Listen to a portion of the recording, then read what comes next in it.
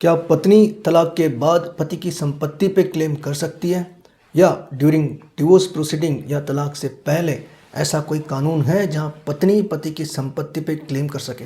इन्हीं सवालों के जवाब जानेंगे हम इस वीडियो में, तो वीडियो अंत तक ज़रूर देखना।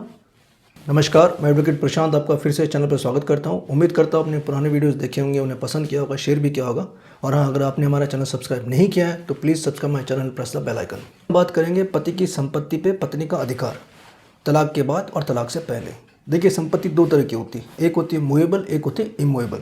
इमूवेबल प्रॉपर्टीज़ वो हो गई जैसे आपका मकान हो गया, ज़मीन हो गई, फैक्ट्री हो गई, दुकान हो गई, ये सारी इमूवेबल प्रॉपर्टीज़ आ गई। तो हम पहले बात करते हैं इमूवेबल प्रॉपर्टीज़ के बारे में। जब इमूवेबल प्रॉपर्टी की बात करते हैं तो in the eyes of law as per registration act 1908 जिसके नाम पे प्रॉपर्टी रजिस्टर्ड होती है, गवर्नमेंट प्रॉपर्टी उसकी मानती है। जैसे कि बैंक प्रॉपर्टी किसकी मानती है? जिसके नाम पे लोन होता है या फिर जो लोन की इंस्टॉलमेंट पे कर रहा है, बैंक उसके नाम पे प्रॉपर्टी मानती है। संपत्ति, मकान, ज़मीन या दुकान पति के नाम पे है, उस संपत्ति पे अधिकार नहीं कर सकती एज़ पर इंडियन लॉ, क्योंकि रजिस्ट्रेशन एक्ट साफ साफ कहता है कि जिसके नाम पे प्रॉपर्टी रजिस्टर्ड है उसी की संपत्ति मानी जाएगी। तो पत्नी का क्लेम नहीं बनता तलाक के बाद में। लेकिन अगर डिवोर्स नहीं हुआ है, लीगली वेडिड वाइफ है, तो पत्नी को उस प्रॉपर्टी पे रहने का पूर्ण अधिकार है। पति उसे प्रॉपर्टी से बेदखल नहीं कर सकता जब तक कि उसका डिवोर्स नहीं हो जाता। और अगर डिवोर्स हो गया और तलाक के बाद पत्नी को अधिकार है मेंटेनेंस का। मेंटेनेंस के लिए बेसिक चीज़ें कवर होती है, वो होती है फूड, क्लोथिंग एंड शेल्टर। तो ये डिवोर्स वाइफ, तो ये तलाक के बाद पत्नी पति से क्लेम कर सकती है। ड्यूरिंग डिवोर्स प्रोसीडिंग भी करता है, that is called interim maintenance. लेकिन डिवोर्स के समय पत्नी डिवोर्स सेटलमेंट के नाम पे पति से संपत्ति का हिस्सा नहीं मांग सकती। वो एक मेंटेनेंस अमाउंट मांग सकती है या एलिमनी मांग सकती है, लेकिन वो यह नहीं मांग सकती कि मुझे पति की प्रॉपर्टी से हिस्सा दिया जाए। के तौर पे अगर मान लीजिए शादी के बाद पति ने एक फ्लैट खरीदा है, अपार्टमेंट खरीदा है जो पति के नाम पे रजिस्टर्ड है, पति पत्नी में नहीं बनती और ये मुद्दा तलाक तक जाता है, तो तलाक के टाइम या तलाक लेते वक्त पत्नी ये नहीं कह सकती कि जो पत्नी ने अपार्टमेंट लिया है वो पति के नाम पे है, तो मेरा अधिकार बनता है तो मुझे इसमें से हिस्सा दिया जाए। वहाँ पे सिर्फ और सिर्फ मेंटेनेंस और एलिमनी की बात होती है, वो पत्नी का अधिकार है। अगर पति पत्नी दोनों ने मिलकर अपार्टमेंट खरीदा, मान लीजिए कोई फ्लैट खरीदा और वो फ्लैट पति के नाम पर रजिस्टर्ड है, तो जैसे कि मैंने कहा है एज पर रजिस्ट्रेशन एक्ट जिसके नाम पे रजिस्टर्ड होता है उसी का माना जाता है। तो अगर पति के नाम पे रजिस्टर्ड है, चाहे पति पत्नी ने दोनों ने कंट्रीब्यूट किया हो, तो फिर कोर्ट के अंदर पत्नी वो पोर्शन मांग सकती है जो उसने ऐड किया उस फ्लैट के अंदर, लेकिन उसके लिए उसको डॉक्यूमेंट्स या बैंक स्टेटमेंट देके प्रूव करना होगा। इस पर हिंदू सक्सेशन एक्ट 1956 पत्नी या बहू को ऑनर होती है प्रत्यक्ष संपत्ति की या पति जहाँ रहता है उस जगह की, जब तक कि उनका डिवोर्स फाइनल नहीं हो जाता। अगर प्रत्यक्ष संपत्ति है तो भी बहू को वहाँ से निकाला नहीं जा सकता। ये आदेश सुप्रीम कोर्ट ने सतीश आहूजा बनाम स्नेह आहूजा के केस में दिया था, जहाँ ससुर ने बहू को प्रत्यक्ष संपत्ति से निकालने के लिए एक एप्लीकेशन लगाई थी और सुप्रीम कोर्ट ने ये कहते रिजेक्ट करी थी कि बहू का वो एक मैरिटल होम है, तो वहाँ से उन्हें निष्कासित या उन्हें निकाला नहीं जा सकता जब तक कि डिवोर्स फाइनल नहीं होता। ये तो बात हो गई इमूवेबल प्रॉपर्टी की। अब बात करते हैं मूवेबल प्रॉपर्टी। मूवेबल प्रॉपर्टी जैसे कि आपका कैश हो गई, ज्वेलरी हो गई, गाड़ी हो गई।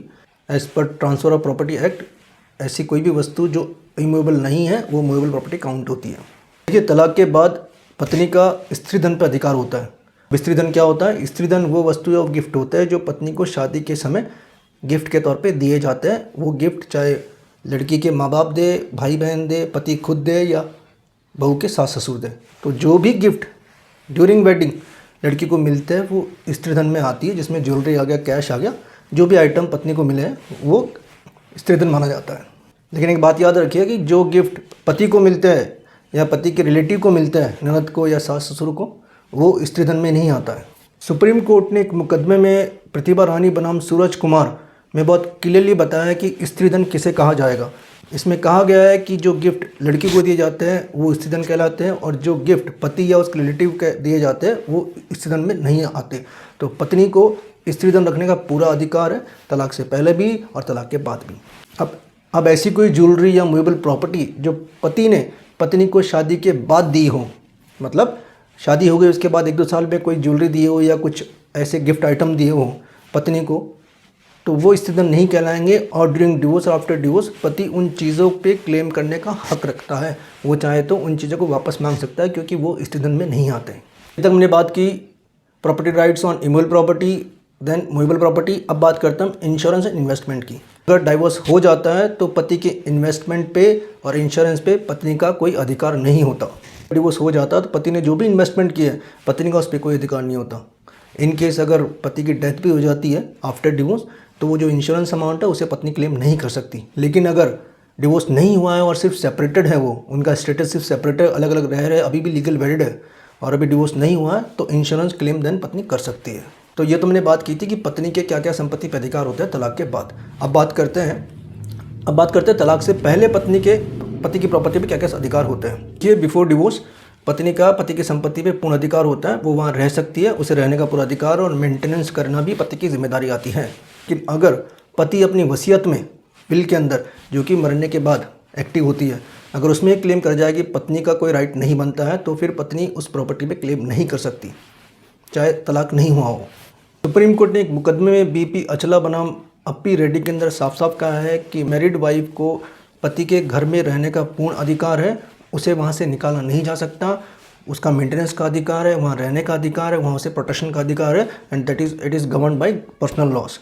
अगर पति उसे नहीं रखना चाहता या पति के बिहेवियर की वजह से पत्नी वहाँ नहीं रह पा रही तो ये पति की जिम्मेदारी है कि पत्नी का रहने का इंतज़ाम करे और उसके मेंटेनेंस का इंतजाम भी करे, जिसके अंदर फूड, क्लोथिंग और शेल्टर तीनों बेसिक चीज़ें आती है। ये वीडियो बनाने का मेरा पर्पज़ सिर्फ ये था कि हमने अक्सर देखा है कि जब भी डिवोर्स केस चलते हैं तो जो माँ बाप होते हैं वो बेटे को संपत्ति से बेदखल करते हैं, जो बेटे के नाम संपत्ति होती है उसे वापस उससे ले लिया जाता है। उनको ये लगता है कि डिवोर्स के टाइम बहू है उस संपत्ति पे क्लेम कर लेगी, जबकि ऐसा नहीं है। अभी इंडिया में ऐसा कोई लॉ नहीं है जहाँ पे बहू या पत्नी पति की संपत्ति पे क्लेम कर सके पति के ज़िंदा होते हुए। हाँ, अगर पति की डेथ हो जाती है तो फिर पत्नी उस प्रॉपर्टी पे क्लेम कर सकती है जो उसके पति के हिस्से में आनी थी।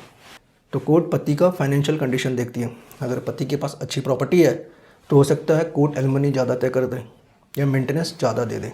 जो मेंटेनेंस या एलिमनी फैक्टर जो कोर्ट डिसाइड करती है उस पर भी डिपेंड करता है कि जो तलाक हो रहा है वो किसकी वजह से हो रहा है। मान लीजिए it is because of default of wife की गलती की वजह से तलाक हो रहा है तो उस केस में फिर एलिमनी और मेंटेनेंस का अमाउंट बहुत कम होता है या फिर ना के बराबर होता है। उम्मीद करता हूँ इस वीडियो में आपके कुछ डाउट्स है वो क्लियर हुए होंगे। संपत्ति को लेकर, मूवेबल इमूवेबल संपत्ति को लेकर, पत्नी या बहू के क्या अधिकार है, इन सब को लेकर लगा तो इसे लाइक कीजिए, शेयर कीजिए and please subscribe my channel. फिर मिलेंगे नेक्स्ट वीडियो में एक नए टॉपिक के साथ। तब तक के लिए नमस्कार।